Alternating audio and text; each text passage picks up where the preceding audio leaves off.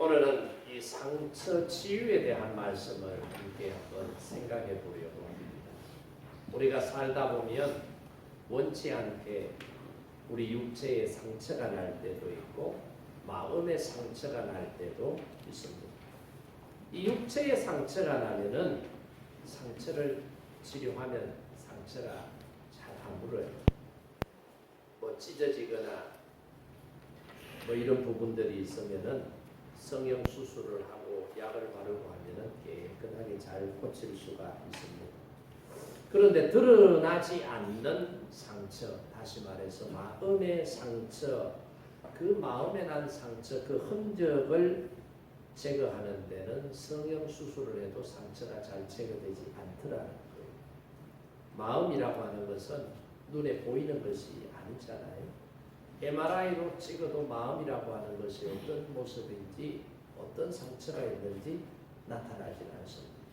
찔리고 끓긴 상처는 없앨 수 있지만 마음에 난 상처는 쉽게 지울 수가 없더라는 것입니다. 육신의 상처는 시간이 지나면은 빨리 아무는데 마음에 난 상처는 시간이 지나도 빨리 아물지 않더라는 거예요. 어떤 목사님이 목회를 하는데 하루는 교인 중에 한 사람이 상담을 원해서 찾아왔어요. 상담을 원해서 찾아왔는데 이 사람이 자기를 소개하면서 어떤 말을 하느냐. 30년을 하루도 편할 날이 없이 마음의 상처를 가지고 제가 살았습니다. 그렇게 이야기를 하더라는 거예요. 그러면서 목사님은 상처가 없지요. 목사님은 상처가 없지요. 그렇게 질문을 하더라고요. 그래서 목사님이 선생님이 보기에 제가 상처가 없어 보입니까? 그렇게 물으니까 아유 목사님이 무슨 상처가 있어요. 상처가 없겠죠. 그렇게 그 사람이 다시 이야기를 하더라고요. 그때 목사님이 말하기를 저도 상처투성입니다. 눈으로는 제가 멀쩡하게 보일 줄 몰라도 제 마음에 상처투성입니다. 오죽했으면 길을 걸어가다가 동네에 있는 큰 고목나무 구멍이 뻥 뚫린 그 고목나무를 쳐다보면 내가 고목나무하고 이야기를 합니다. 나무야 너는 무슨 근심과 상처가 이래 많아서 속이 이렇게 썩었어. 너도 나처럼 속이 많이 상했구나. 이렇게 말할 만큼 나도 겉으로 보기에는 멀쩡한 것 같아도 내 마음에는 크고 작은 상처들이 엄청나게 많습니다. 그렇게 대답을 해줬다는 거예요. 목사라고 상처가 없는 게 아니 많이 배웠다고 잘 산다고 상처가 없는 게 아니더라. 오늘 여러분하고 저하고 함께 교독했더니 성경 말씀에 나오는 이방인의 선교사요 위대한 사도였던 이 사도 바울도 상처가 많이 있었다는 것을 발견할 수가 있었대요. 오늘 본문 10절 말씀해 보세요. 거기에 보면 데마는 이 세상을 사랑하여 나를 버리고 데살로니가로 갔고 그레스게는 갈라디아로 디도는 달마디아로 갔고 이러잖아요. 자신과 가까이 함께 지냈던 사람들이 자신을 떠나갔다 이 말이에요. 나를 버리고 라고 이렇게 표현하고 있잖아요. 그러니까 버림받는 상처가 사도 바울에게 있었다는 거예요. 늘 함께 할 줄 알았는데 끝까지 같이 갈 줄 알았는데 사역을 하는 가운데 무슨 문제가 생겼는지 무슨 서운한 일이 생겼는지 모르지만 등을 돌리고 떠나가는 그런 아픈 상처가 바울에게도 있었다라고 하는 것을 표현해 주고 있습니다. 그리고 본문 14절 말씀에도 보세요. 거기에 보면 우리 세공업자 알렉산더가 내게 해를 많이 입혔음에 주께서 그 행한 대로 그에게 갚으시리니 이렇게 기록하고 있잖아요. 디모데에게 보내는 이 편지 그래서 이렇게 기록하고 있어요. 믿었던 사람들이 배신하고 자신의 곁을 떠날 때의 그 실망감, 그 상처는 어마어마한 것이었다는 것을 볼 수가 있습니다.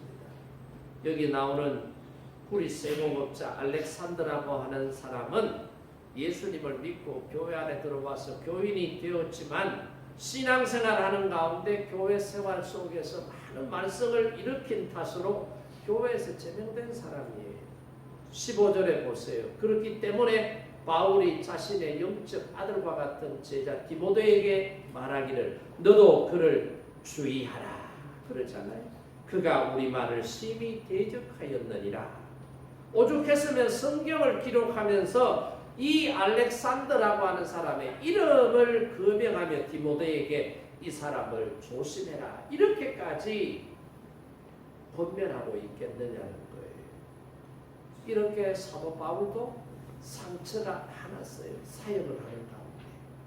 근데 여기서 우리가 눈여겨봐야 될 대목이 있는데 그게 뭐냐면은 바울이 이런 상처를 많이 받았지만 그 상처를 치유하는 방법을 사도 바울이 찾았다는 거예요.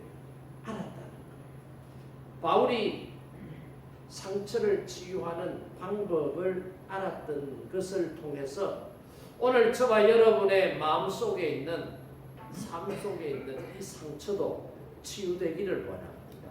바울이 자신의 상처를 치유했던 것처럼 오늘 저와 여러분도 이 말씀을 통해서 상처가 치유되는 은혜가 있기를 주님의 이름으로 축복합니다. 아멘. 어떻게 하면 상처를 치료할 수 있느냐? 첫째는 상처 없이 살아가는 사람은 없다라고 하는 사실을 우리가 인정해야 된다. 이 세상에 태어나서 살아가는 모든 사람들은 다 나름대로의 크고 작은 상처들을 주기도 하고 받기도 하면서 상처를 가지고 살아가고 있더라 이 말이에요. 여러분 텔레비전에 나와서 다른 사람들을 막 웃기는 사람들 있잖아요. 옛날에는 그런 사람을 코미디언이라고 불렀어요. 근데 한 20여 년 전부터는 개그맨이, 개그우먼이다 그러면서 그런 사람들을 이렇게 지칭을 했어요. 텔레비전에 나와서 아니면 연극 무대에 서서 다른 사람을 막 웃겨주는 코미디언들 아니면 개그맨, 개그우먼들 중에도 보세요. 그 사람들 마음에는 상처가 없고 마음이 편안하고 마음의 기쁨이 충만하고 그래서 다 행복하게 사느냐? 그들이 대중들 앞에 나와서 막 웃으면서 웃기는 자신의 삶도 정말로 그렇게 웃으면서 살아가는 삶을 사느냐? 아니더라는 거예요. 개그우먼 중에 박아무개라고 하는 사람은 몇 년 전에 자살을 했어요. 얼마나 그 마음의 고통이 심했으면은 자기 생을 끊어버리는 그런 결단을 했겠습니까? 그런 사람들에게도 상처가 있더라요. 착한 사람, 나쁜 사람, 배운 사람, 못 배운 사람, 가난한 사람, 부자인 사람 할 것 없이 누구나 이 세상에 태어나서 살아가는 사람들은 상처를 다 갖고 있다. 저 사람은 상처가 없을 거야. 저렇게 사는 사람은 상처가 없을 거야. 아니더라는 거예요. 다 상처가 있대. 교인들도 목사는 상처가 없을 거다. 아니에요. 목사도 다 상처가 있어. 오늘도 보세요. 교회 안 오면 저 사람 왜 안 왔어? 내 지금 상처 받고 있다. 예배 시간에 멀뚱하게 집중 안 하고 멍 때리고 있으면 저 사람 멍 때리고 왜 있지? 상처를 받는다니까. 찬양하는데 찬양 안 하고 가만히 이래가 이래 있으면은 저 사람 왜 저러지? 뭔 고민이 걱정하면서 내 설교가 마음에 안 드나? 오늘 내 헤어스타일이 마음에 안 드나? 막 이러면서 막 상상을 하면서 상처를 막 받고 있다. 모든 사람들은 상처를 다 있다. 그리고 상처는 뭐 중요하고 큰 일에 무슨 상처를 받느냐? 아니, 오히려 작은 일, 사소한 일에 상처를 받아요. 별것 아닌 말 한마디, 별것 아닌 행동 하나 때문에 상처를 주고 받는다는 거예요. 부부싸움 할 때 보면은요, 뭐 큰 건 가지고 싸우는 경우는 잘 없어요. 큰 문제가 생기면은 힘을 모아요. 이 위기를 우리가 극복하자. 막 단결을 해요. 근데 어떤 문제로 싸워요? 남편이 회사 갔다 왔는데 양말을 벗었는데 양말을 똑바로 벗어가지고 세탁할 수 있는 세탁물을 모으는 통에 딱 집어넣으면 되는데 남편이 와가지고는 양말을 벗었는데 뒤집어 벗어버리고 안 집어넣고 그냥 툭 던져놓는 거예요. 그것 때문에 싸우는 거예요. 당신은 결혼한 지 몇 년이 됐는데 내가 몇 년을 얘기해도 아직 이것도 하나 못 고치냐고. 나는 우습게 아냐고 막 대줬다니까. 이따구로 가봐. 이따구로. 사람마다 성격이 다 다르잖아요. 어떤 사람은 치약을 짤 때 보면 주둥이 입구에서부터 잘라 쓰는 사람이 있어. 어떤 사람은 맨 밑에서부터 잘라 쓰는 사람. 어떤 사람은 중간에 꾹 눌러가 자는 사람. 성격 탓이라. 근데 부인은 밑에서부터 차곡차곡 잘라 쓰면 좋을 텐데 이러면 남편은 중간에 꼭 치거나 꾹 눌러서 그러면 화장실에 받아가면 스트레스 받아. 내가 치약 쓸 때 이래 쓰지 말고 밑에서 잘라 쓰라고 했는데 내 말은 뒤통수로 듣냐? 왜 이래 쓰냐고 막 그 치약 들고 나와가지고 막 이러면서 막 잔소리하고 이것 때문에 싸운다니까. 무슨 뭐 남북한에 지금 문제 정치적인 문제 이것 때문에 싸우는 게 아니라니까. 치약 잘라 쓰는 것 가지고 막 싸우. 사소한 일 때문에. 멀리 있는 사람하고는 안 싸워요. 안 친한 사람하고는 절대로 안 싸웁니다. 친한 사람하고 싸워요. 여러분 저 캐나다에 이민 가 있는 친구하고 싸워요. 여러분 집안 식구들하고 싸운다니까. 눈만 뜨면 카페에 만나가 자기야 하는 친구들하고 싸운다니까. 가까운 사람하고 싸워.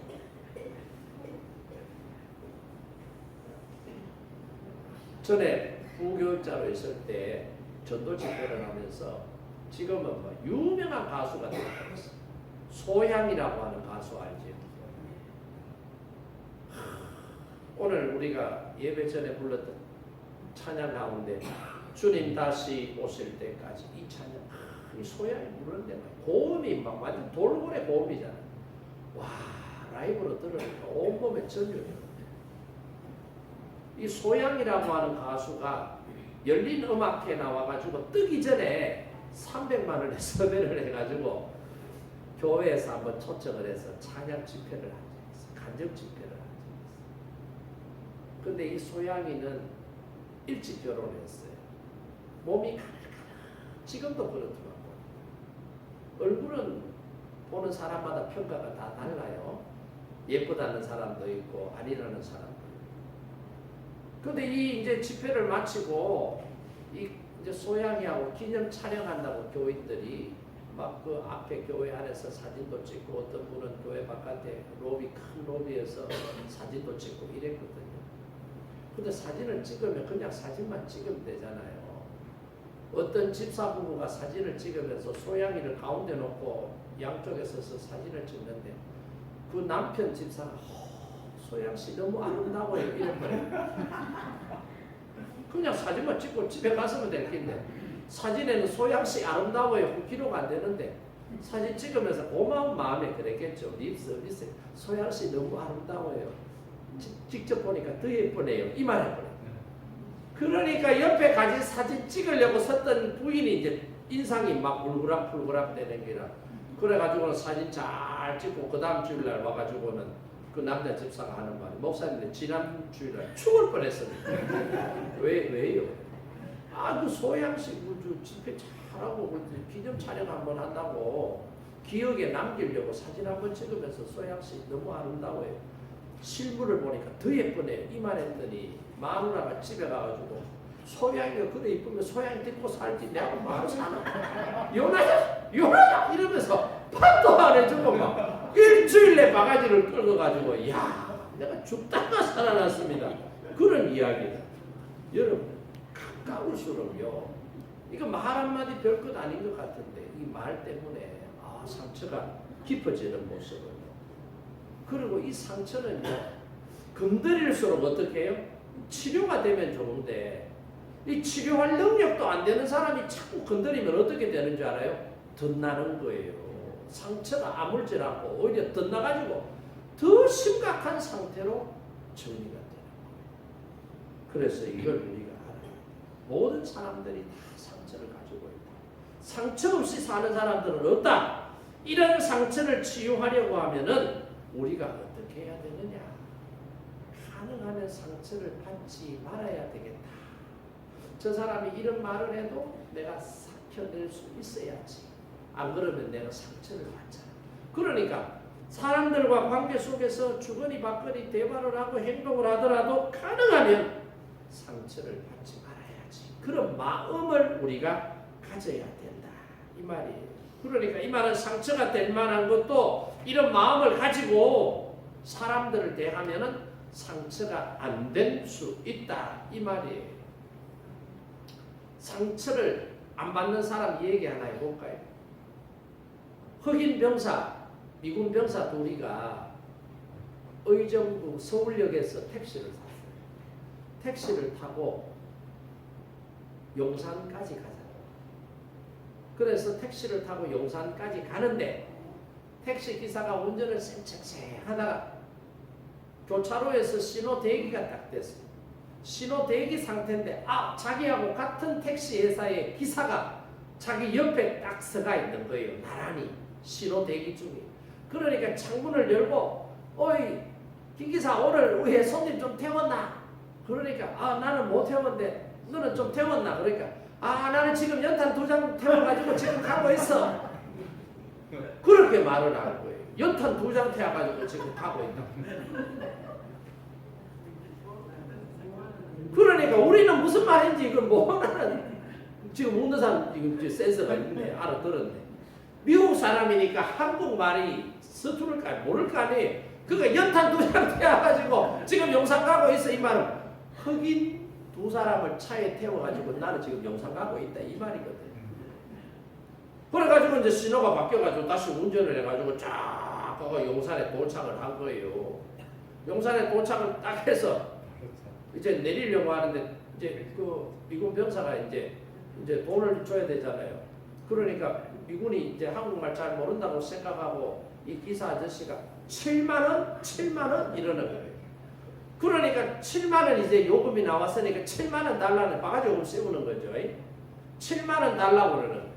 그랬더니 이 흑인 병사가 웃으면서 7만 원은 무슨 7만 원? 연탄 2장 같으면 한 장에 600원, 1200원, 1200원 여기 딱 하고 못 하고 가버리더라. 제가 왜 이야기를 하느냐면 이 흑인 병사가 상처가 될 만한 말을 들었어요. 지금 인종을 비하하는 말을 들었잖아요. 흑인이라고 말하면 되는데 연탄 2장이라고 말했잖아요. 상처를 얼마든지 받을 수 있는 상황이 돼서 근데도 이 흑인 병사들은 그런 말로는 상처를 안 받는다. 니들이 아무리 그래도 나는 상처가 될 말을 들었는데도 상처로 여기지 않고 안 받아주니까 이게 상처가 안 되는 거예요. 그러니까 연탄 2장값 여기서 1200원 주고 하고는 내리더라. 이거예요, 이거. 어떤 사람은 조금만 해도 상처받았다고 막 난리가 나는 사람이 있고 어떤 사람은 웬만한 말을 들어도 상처가 안 되고 씩 웃는 그런 사람들이 있다. 여러분은 어떤 사람이 되어야 되느냐? 부자가 돼야 돼. 웬만한 말을 들어도 상처를 안 받아야 돼. 안 그러면 매일같이 상처받다가 여러분 상처에 맞아 죽어요. 상처에 맞아 안 죽고 살려고 하면 어떻게 해야 된다고요? 모든 사람들은 상처가 다 있다. 이걸 인정하고 나에게 어떤 말을 하더라도 내가 정말 이 말 듣는다고 해서 그게 내 마음에 상처가 안 되도록 웃어 넘어갈 수 있는 그런 여유가 있는 삶의 자세가 우리에게 있어야 된다. 이걸 그러니까 여러분 마음을 단단히 잘 먹어요. 이제는 목사가 웬만한 말을 해도 상처 안 받으니까 괜찮아요. 무슨 말이든지 하세요. 이 정도가 돼야 된다. 상처받지 맙시다. 네. 상처를 받지 않으려고 하는 그런 자세가 우리에게 있습니다. 두 번째, 이런 자세를 가지고 살아도 만약에 나한테 상처가 있다면 어떻게 해야 되느냐? 그 상처를 치유해야 되잖아요. 그 상처를 치유하려고 하면은 누구한테 가지고 가야 되느냐? 예수님께 상처를 가지고 가야 된다. 이 말이에요. 그러니까 오늘 바울도 보세요. 구리장색 알렉산더라고 하는 사람이 지금 바울이 또한 바울과 함께한 사람들 그리고 바울이 전한 복음에 대해서 상처를 준 거예요. 상처를 주었어요. 그랬을 때 바울이 어떻게 대처를 하느냐? 주께서 그 행한 대로 그에게 갚으시리니 그 상처를 내가 안고 가려고 하지 않고 나에게 준 상처를 주님께서 아시니 상처를 준 알렉산더는 주님께서 처리하실 것이니 내가 그걸 마음에 고하니 안고 내가 살지 않아야 되겠다. 그 삶의 자세를 우리에게 보여주고 있다 이 말이에요. 이렇게 하니까 어떻게 해요? 상처가 안 되는 거예요. 여러분 상처를 치유하시는 분이 주님이시라는 내용이 성경에 보면 여러 군데 나와요. 출애굽기 15장 26절 말씀에 보면 나는 너희를 치료하는 여호와임이라 그렇게 기록하고 있어요. 말라기 4장 2절에 보면 내 이름을 경외하는 너희에게는 의로운 해가 떠올라 치료하는 광선을 비추리니 그랬거든요. 마태복음 4장 23절에 보면은 예수께서 모든 병과 모든 악한 것을 고치셨다 그렇게 기록이 되어 있어요. 그러니까 우리의 병, 우리의 상처를 치유하시는 분이 누구라고요? 이걸 우리가 똑똑히 알아야 돼요. 그러면 우리의 상처를 치유하기 위해서는 누구한테 가지고 가야 돼요? 상처를 치유하시는 능력을 가지신 예수님께 우리의 상처를 가지고 가야 된다. 마음의 상처를 치유받기 위해서 어떻게 해야 될까요? 우리의 마음의 상처도 치유받기 위해서 주님께 내가 가면 되는 거예요.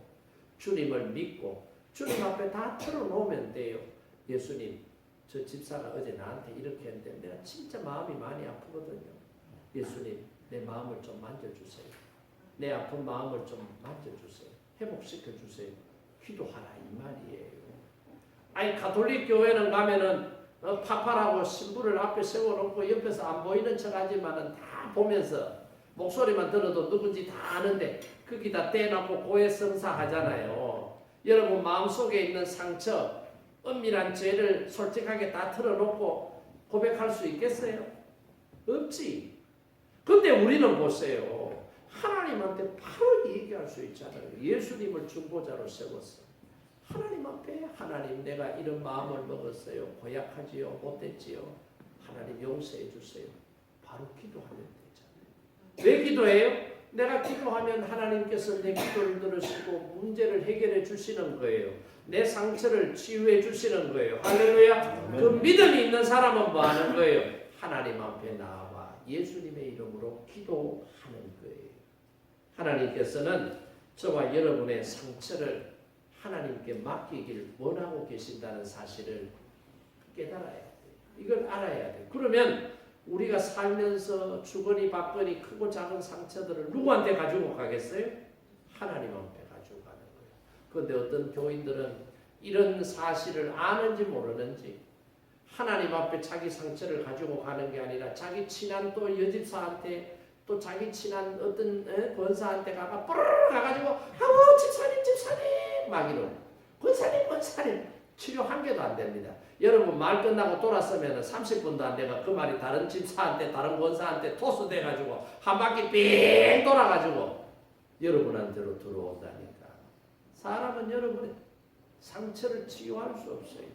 우리의 상처를 치유해 주실 수 있는 분은 주님 한 분밖에 없다. 그러니까 주님께로 가지고 가야 된다. 내가 살면서 내 안에 생긴 모든 상처, 외면받은 상처, 비웃음받은 상처, 따돌림 받은 상처, 욕 얻어먹은 상처, 그래서 낮아진 자존감의 상처, 이런 것들 오늘 주님 앞에 가지고 갈 수 있기를 바랍니다. 그러면 주님께서 치유해 주시는 거예요. 시편 121편 1절에 보세요. 내가 산을 향하여 눈을 들리라. 나의 도움이 어디서 올고 나의 도움은 천지를 지으신 여호와에게서로다. 할렐루야. 그렇기 때문에 우리의 상처를 하나님 앞에 가지고 가면 하나님께서 우리의 상처를 고쳐 주시는 거예요. 이걸 알면 하나님 앞에 와가지고 기도해야 되지. 이걸 알면서도 자꾸 사람한테 이 얘기하려고. 사람한테 가봐야 안 돼요. 어떤 환자가 병원에 입원을 했어요. 수술 날짜를 받고 아침에 금식을 하고 이제 수술 받으러 수술실에 들어가요. 들어가면 마취부터 시작해서 수술을 하는 거예요. 그런데 수술실에 들어갔던 이 사람이 기겁을 하고는 막 사람 살려 그러고는 막 병원을 뛰어나와가지고는 병원 입구 막 수술실로 도망을 가는 거예요. 그러니까 수술실에 들어갔던 사람이 지금 탈출을 하니까 의사도 쫓아가고 간호사도 쫓아가고 난리가 난 거예요. 병원에서. 그래서 수의실에 지금 딱 들어온, 그래서 수의실에서 붙잡힌 이 환자를 수의실에 근무하는 아저씨가 물어요. 아니 선생님 뭐 때문에 지금 환자복을 입고 이렇게 도망을 왔어요? 옷을 보니까 수술하려고 지금 수술복을 입고 나온 것 같은데 뭐 때문에 수술 안 받고 도망 나왔어요? 내 수술실에서 수술 받으면 죽을 것 같아요. 겁나서 도망을 왔다는. 어디 수술 받는데요? 치질요. 치질 수술 받는데 지금 죽을 것 같아서 도망을 왔어요. 그 치질 수술 뭐 간단한 그거 가지고 정리사내하고 도망을 왔어요. 그런 소리 하지 마세요. 내가 지금 딱 마취되기 직전에 수술 받으려고 딱 수술대 위에 누웠는데 간호사가 수술하는 의사한테 하는 말이 선생님 겁내지 말고 하세요. 이게 처음이지만은 이건 별것 아닙니다.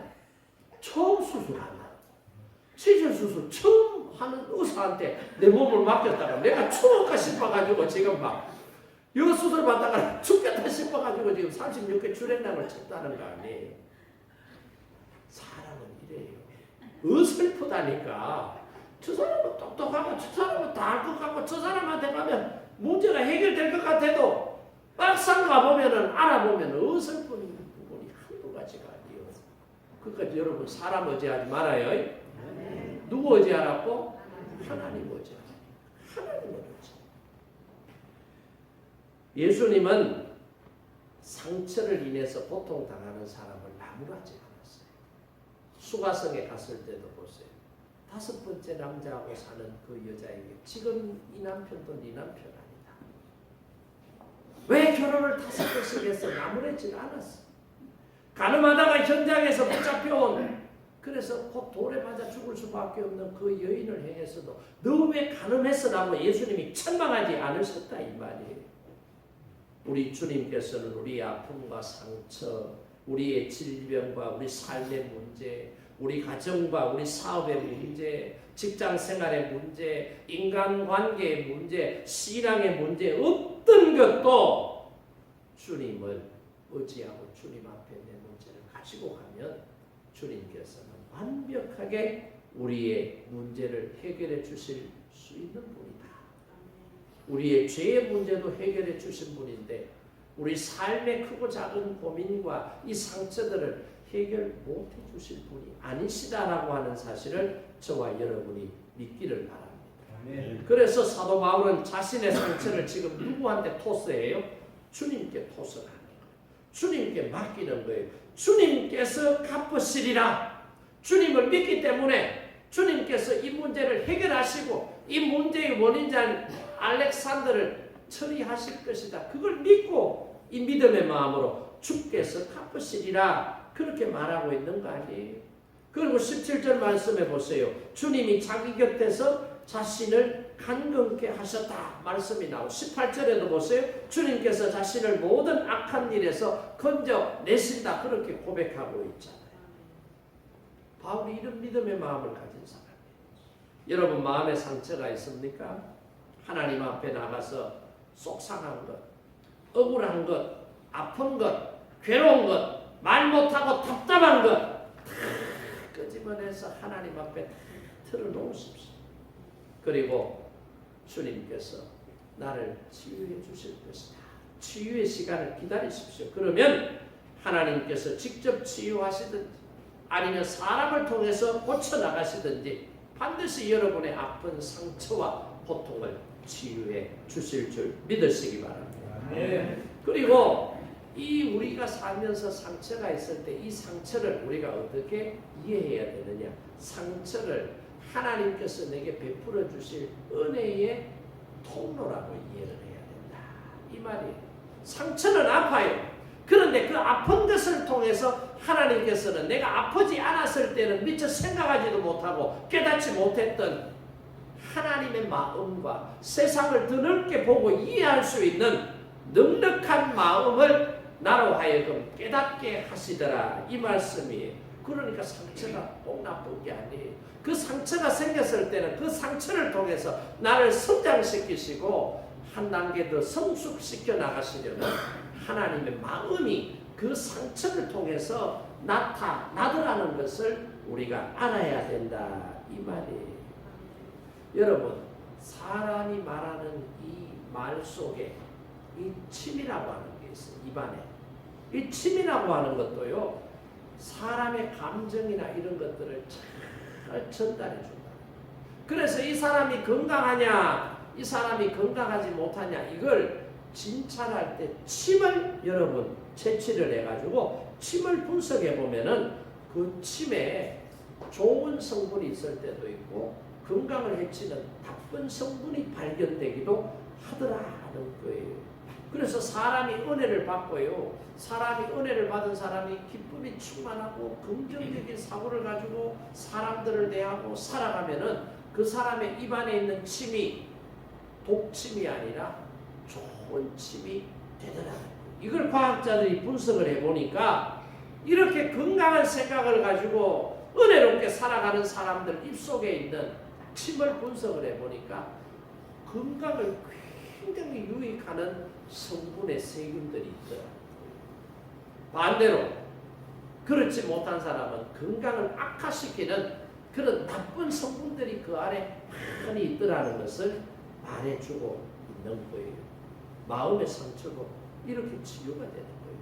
요셉이 우리가 1월달, 2월달 계속 말씀을 받는데요. 요셉이라는 사람 보세요. 이 사람만큼 상처 많은 사람이 어디 있어요? 엄마가 일찍 죽어버렸죠. 엄마 없이 자랄 때 그 엄마 없는 아들의 서로 아픔, 그게 얼마나 상처가 됐겠어요. 아버지가 그래서 끼고 돌아요. 그러니까 다른 형제들이 미워하는 거예요. 시기하는 거예요. 질투하는 거예요. 거기에서 유발되는 상처. 그러다가 형들이 미워가지고 요셉을 노예로 팔아버렸어요. 노예로 팔릴 때 그 상처, 노예로 살아갈 때 그 상처, 그리고 노예로 살다가 또 모함을 받아서 옥에 갇히잖아요. 그 상처, 이런 상처들이 어마어마했을 거예요. 근데 이 상처들을 요셉은 어떻게 극복해요? 하나님께서 이 상처도 주셨다는 거예요. 이 상처를 통해서 나의 내면을 돌아보고 내 삶을 돌아보고 더욱 하나님 앞에서 내가 살아갈 수밖에 없는 존재라는 사실을 깨닫고 발견하고 그렇게 사는 거예요. 그랬더니 하나님께서 요셉을 어떻게 하는 거예요? 나이 30이 되었을 때 초강대 국가였던 애굽의 총리가 되도록 하나님께서 그에게 은혜와 복을 주시더라는 거예요. 이렇게 은혜와 축복을 받은 야곱, 이제 원수 갚을 힘이 생겼어요. 얼마든지 가나안 땅에 살고 있는 자기 형들에게 복수할 수 있는 힘이 생겼어요. 그런데 보세요. 그러질 않아요. 기다려요. 그랬더니 하나님께서 6년, 7년 가운데 2년 차에 접어들었을 때 요셉의 형들이, 요셉의 가족이 곡식 구하러 왔잖아요. 첫 번째 보냈어요. 두 번째 보냈어요. 그리고는 요셉이 야곱의 아들이고 형제라고 하는 사실을 얘기하잖아요. 그랬을 때 그 형들이 두려움에 떨어요. 오, 요셉이 총리가 됐으니 힘이 있으니 우리를 죽일 수도 있어. 우리 자식들도 죽일 수가 있어. 불안에 벌벌벌 떨고 있을 때 어떻게 해요? 당신들이 나를 애굽에 팔았다고 생각하지 마세요. 그것 때문에 걱정하지 마세요. 나는 당신들을 위하거나 복수할 마음이 전혀 없어요. 지금 이때를 위해서 하나님께서 나를 먼저 보내신 거예요. 할렐루야. 상처를 보세요. 어떻게 해요? 은혜로 받아들인 거예요. 상처를 상처로 받아들였다면 요셉은 망가졌을 거예요. 여러분 영화나 드라마 보세요. 어렵고 힘든 환경에서 에라이 모르겠다 그러면서 어둠의 세계로 들어가는 사람들, 나쁜 길로 들어가는 사람, 자기 인생을 그냥 내팽개치는 사람들의 이야기와 삶의 모습이 적나라하게 그려져 있잖아요. 요셉도 얼마든지 그렇게 살 수 있어. 에라이 이놈의 인생 왜 이래? 내 팔자가 왜 이렇게 더러워? 해도 되는 일이 없네. 그러면서 막 나갈 수도 있었을 거예요. 그런데 그 상처들, 상처투성이 속에서도 요셉은 어떻게 해요? 상처 속에 은혜가 있다. 이걸 요셉이 발견을 한 거예요. 그래서 요셉은 상처를 은혜로 받아들였더니 그 은혜가 요셉이 하나님 앞에 쓰임 받을 수 있는 구속의 놀라운 역사를 이끌어 가시는 하나님의 섭리의 중심에서는 쓰임 받는 위대한 신앙인 인물이 되도록 하시더라는 것을 우리가 알아야 돼요. 전에도 한번 말씀을 드렸지만 헨리 나우엔이라고 하는 영성학자가 있는데 이 분야에서는 이 사람이 세계적인 권위자예요. 영적 치유. 그래서 책 제목도 상처 입은 치유자라고 하는 책을 썼는데 이 책 제목에서 밝히는 것처럼 상처 입은 치유자는 누구를 말하느냐? 예수님을 말하고 있는 거예요. 예수님은 여러분 상처가 없을 것 같아요? 하나님의 아들로서 이 땅에 오셔서 하나님의 나라를 전파하시고 가르치시고 하나님의 나라를 만들어 가신 그 예수님은 상처가 없는 분인 줄로 여러분 이해하세요? 아니에요. 예수님도 상처투성이에요. 12명의 제자 가운데 가룟 유다한테 배신당했어요. 제자로부터 배신당한 상처, 이거 보통 상처가 아니죠. 십자가를 치우라고 하는 군중들의 소리 지름, 십자가에 매달려 죽는 그 상처, 죽음, 이게 보통 사람들하고는 비교할 수 없을 만큼 큰 상처였다고 헨리 나우에는 설명을 하고 있어요. 그러니까 예수님의 생애는 상처투성이었다. 사람들로부터 상처받고 자기 백성들로부터 외면받고 상처받고 제자들로부터 버림받고 상처받고 마지막으로는 하나님으로부터 버림을 받아서 십자가에 매달려 죽으시는 그런 상처투성이 인생을 살았다. 헨리 나우에는 그렇게 설명을 하고 있어요. 그럼에도 그는 그러한 상처를 원망하지 않았어요. 불평하지 않았어요. 인류의 모든 상처를 홀로 체험하신 예수님은 결국 인류의 모든 상처를 치유하시는 위대한 치유자가 되셨다. 이렇게 헨리 나우에는 설명을 해요. 그래서 상처 입은 치유자라고 책 제목을 정한 거예요. 예수님을 믿는 사람들도 이 세상을 살아갈 때 상처를 많이 받을 수 있습니다. 그러나 그 상처 때문에 다른 사람을 공격하거나 원망해서는 안 된다. 내가 받은 상처는 다른 사람을 치유하라고 주님께서 내게 상처를 주신 것이지 내 상처 때문에 다른 사람을 괴롭히라고 또 다른 상처를 만들어내라고 나한테 상처를 주신 게 아니다 이 말이에요. 우리가 어떤 상처를 받으면 받은 만큼 상처받은 다른 사람을 치유하라는 주님의 어떤 그런 사명이 우리 안에 있다라고 하는 사실을 우리가 알아야 된다는 것을 헨리 나우에는 이 상처 입은 치유자라고 하는 책을 통해서 우리에게 말하고 있는 거예요. 우리 가운데 가난 때문에 상처를 받은 분이 있다면 이제는 이 가난의 상처가 사명이 되어서 나보다 더 가난하고 배고프고 굶주린 그런 사람들을 내가 도와야 되겠다. 그런 사명감을 우리가 느낄 수 있어야 됩니다. 어린 시절 부모로부터 버림받고 친구로부터 배신을 당한 그런 쓰라린 상처가 있다면 이제는 그것을 가슴에 품고 원망하고 살라는 것이 아니라 나처럼 상처가 있는 사람, 힘들고 어려운 사람들을 위로하는 그런 치유자가 되라는 사명이 내 안에 있다는 사실을 깨달아야 합니다. 질병 가운데 건짐을 받은 사람이 있다면 내 주변에 그런 질병 때문에 고통당하고 신음하고 괴로워하는 사람들을 어떻게 해요? 위로하고 그 사람들을 케어하는 좋은 치료자가 되라는 사명을 주님께서 내게 주셨다고 하는 사실을 깨달아야 된다. 이거예요. 내 과거가 상처로 얼룩져 있을 때 그때만 생각하고 그 아팠던 쓰라린 나날만 생각하고 살면은 안 된다. 그것이 경험이 되고 그것이 치유가 되었을 때 또 다른 나와 비슷한 유형의 상처를 가지고 살아가는 사람들을 주님의 마음으로 주님의 사랑으로 주님께서 내게 맡겨주신 사명임을 깨닫고 그들을 치유하는 삶을 살아내야 된다라고 하는 사실을 저와 여러분이 깨닫고 오늘 내게 있는 이 상처가 하나님께서 내게 주신 은혜다. 내 상처가 다른 사람의 상처를 치유할 수 있는 치유자로 하나님께서 나를 들어 쓰시려고 하는 하나님의 계획 이 속에 들어있다는 사실을 저와 여러분이 깨닫고 발견할 수 있기를 바랍니다. 그리고 마지막으로 뭐예요? 내게 상처가 있다면 내게 상처를 준 사람을 뭐 해야 되느냐? 용서해야 된다. 왜 용서해야 되는지 알아요? 내가 상처를 갖고 살지 않기 위해서는 내게 상처 준 사람을 용서해버려야 돼. 그거 용서 못하고 계속 붙잡고 있으면 계속 그 상처가 나한테 머물러 있는 거예요. 그 상처가 치유가 안 되고 내 안에 머물러 있으면 어떻게 해요? 그 상처 때문에 내가 고통을 당하는 거예요. 내가 괴로운 거예요. 그러니까 내게 상처 준 사람을 어떻게 해요? 용서해버려야 돼. 용서하면은 내 안에 그 상처 때문에 덧나는 일이 없다. 이 말이에요. 지금 돌아가셨는데 이준표 목사님이라고 하는 아주 훌륭한 목사님이 계셨는데 이분이 현장에서 목회를 하실 때 이분 교회 출석하신 CEO 신앙인이 한 사람이 있었어요. 사회적으로 굉장히 성공한 사람이었고 교회에서도 아주 점잖은 젠틀맨이에요.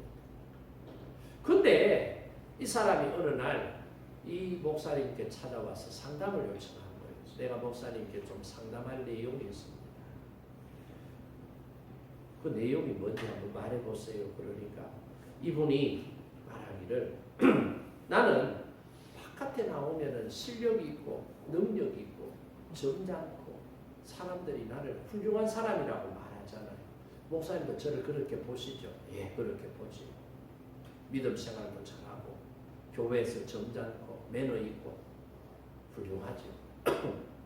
근데 목사님 제 고민이 직장에 가면은 이렇게 좋은 평가를 받고 교회 와도 이렇게 좋은 평가를 받는데 집에만 가면 내가 직장에서 교회에서 받는 평가하고는 완전히 다른 사람이 돼버린다는 거예요. 그래서 이 목사님이 그게 뭡니까? 물으니까 집에만 가면은 내 아내와 내 자녀들에게 폭군이 된다는 거예요. 회사 가면은 CEO로서 자기 부하 직장 직원들이 막 존경하고 훌륭하다 그러고 저런 분 없다 그래요. 교회 나와도 저렇게 신앙생활하는 분 정말 믿음 좋은 사람이라고 정말 예수님 닮은 신앙이라고 그렇게 평가를 받는데 집에만 가면 마누라를 못 살게 굴고 자식들을 못 살게 군다는 거예요. 왜 그러냐? 목사님 내가 왜 이런지 나도 모르겠어요. 이게 지금 해결이 안 됩니다. 목사님 좀 도와주세요. 그래서 상담하러 왔다는 거예요. 그래서 이준표 목사님이 그 얘기를 듣고 집사님 성장 과정이 어땠는지 한번 나한테 들려줄 수 있으면 말해주세요. 그러니까 자기가 성장할 때에 자기 아버지도 이랬다는 거예요. 동네 나가면 호인 소리 듣는 거예요. 직장에서도 일 잘하는 능력 있는 사람으로 평가를 받는 거예요. 근데 집에만 오면 막 마누라를 못 살게 굴고 고개 끄덕끄덕 하는 사람은 지금 뭔가가 있다. 우리 집이 그래요. 그러는 거예요. 자기가 성장할 때 자기 아버지가 그랬다. 그래서 그 아버지를 보면서 나는 나중에 결혼해서 아빠가 되면 남편이 되면 난 절대로 우리 아버지 같은 남편 안 돼야지. 우리 아버지 같은 아빠는 나는 안 될 거야. 다짐을 하면서 그렇게 성장을 했어요. 그러면서 이제 때가 되어서 이제 결혼도 하게 되고 아빠도 되고 회사에서 이렇게 CEO 그렇게 성공을 했다는 거예요. 그러니까 이준표 목사님이 집사님의 문제는 성장 과정에 있습니다. 아버지가 하는 그 행동을 보면서 잘못됐다는 것을 알고 나는 절대로 아버지 닮으면 안 돼. 아버지 안 닮을 거야 라고 생각을 했는데 그럼에도 불구하고 지금 집사님의 말을 들어보니까 아버지하고 판박이지 않습니까? 인정하죠. 인정한다는 거예요. 그래서 목사님이 그 집사님에게 사람은 두 가지를 닮는데 하나는 좋은 면을 닮으려고 하는 부분이 있고 하나는 안 닮아야지 하면서도 닮는 나쁜 부분을 닮는 부분이 있다 이 말이에요. 좋은 면에서 닮는 것은 사랑하기 때문에 닮아가는 것이고 나쁜 면에서 닮아가는 것은 미워하기 때문에 닮아간다는 거예요. 그러니까 여러분 이 두 개가 어쩌면 우리 안에도 공존하고 있다니까. 우리 안에. 그래서 이 집사님이 목사님이 그렇게 말하는 걸 듣고 목사님 그러면 어떻게 하면 좋겠어요? 다시 재차 질문하니까 아버님이 살아 계십니까? 아버님 돌아가셨습니다. 돌아가셨지만은 그 아버지를 집사님 마음속에서 용서 못하고 있는 그 아버지를 용서하셔야 된다. 아버지를 용서해야 집사님의 이 고민의 문제가 해결됩니다. 그렇게 이야기를 해주는 거예요. 그래서 집에 돌아와서 아버지를 용서해야지. 마음만 먹으면 어릴 때에 막 무서웠던 그 막 생각들이 또 떠오르는 거예요. 그래서 용서할 수 없어. 용서할 수 없어. 이런 거예요. 그러다가 어느 날 새벽에 나가서 기도를 하는데 이런 기도가 나오더라는 거예요. 우리 아버지를 불쌍히 여겨주세요. 내가 우리 아버지의 자식으로 태어났잖아.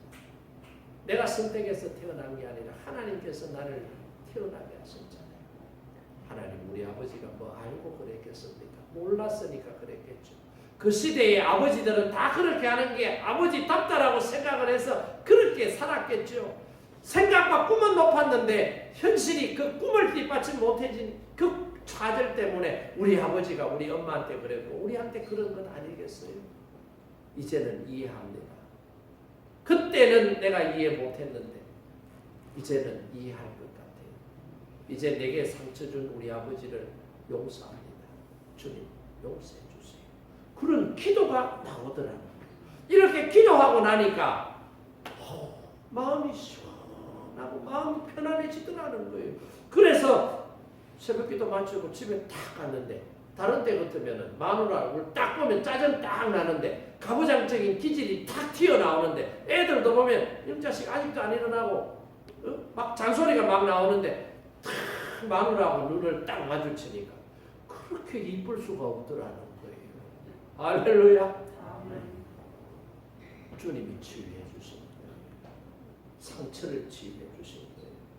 여러분, 여러분에게 고통을 준 사람, 여러분을 실망시킨 사람, 여러분을 아프게 하는 사람, 이런 사람들을 여러분 용서하세요. 그 대상이 남편이든지 아내든지 부모든지 자식이든지 직장 동료든지 집안의 식구든지 친척이든지 친구든지 누구든지 여러분이 가진 상처를 치유받고 싶으면 상처 없이 살고 싶으면 그 사람들 용서하세요. 용서 못하고 여러분들이 그 마음을 가지고 있으면 여러분은 절대로 여러분 안에 있는 그 사람들 때문에 그런 이유들 때문에 생겨난 상처가 치유되지 않는다라고 하는 사실을 오늘 이 말씀을 통해서 다시 한번 더 깨달으시고 내 안에 있는 상처가 치유되려고 하면 내게 상처를 준 사람을 내가 먼저 용서해야 된다. 그럴 때 내 안에 있는 상처가 치유가 된다. 이거예요. 요셉이 이 원리를 정확하게 알았던 거예요. 그러니까 어떻게 해요? 형제들을 다 용서해 준 거잖아요. 용서해달라고 빈 게 아니에요. 그럼에도 용서를 먼저 다 해줘버리는 거예요. 용서하고 나니까 요셉의 마음에 상처가 있어요? 없어요? 상처가 없어지니까 요셉이 행복하게 살 수 있었던 거예요. 이렇게 행복하게 살 수 있었던 요셉 부러워요? 안 부러워요? 난 부러워요. 나도 상처가 있다니까. 나도 용서해야 되겠어요. 상처가 해결이 안 되면 행복할 수가 없다. 오늘 예배 나와서 예배 드리는 청아 여러분은 마음속에 있는 상처 치유되기를 바랍니다. 상처가 치유되려고 하면은 어떻게 해야 돼요? 오늘 한 4가지 정도 말씀을 드렸는데 이 말씀을 잘 기억하시고 내 안에 있는 상처 다 씻어내고 주님이 주시는 행복한 마음을 가지고 세상을 내가 행복하게 주님께서 나를 보내시고 세우신 목적을 쫓아서 내가 은혜롭게 살자. 이 마음을 다짐하시고 행복한 여러분 되기를 주님의 이름으로 축복합니다. 네. 상처는 빠이빠이. 이제부터 믿음 안에서 나는 행복한 사람이야. 선포하시고 행복하시기를 주님의 이름으로 축복합니다. 우리 자리에서 함께 일어나서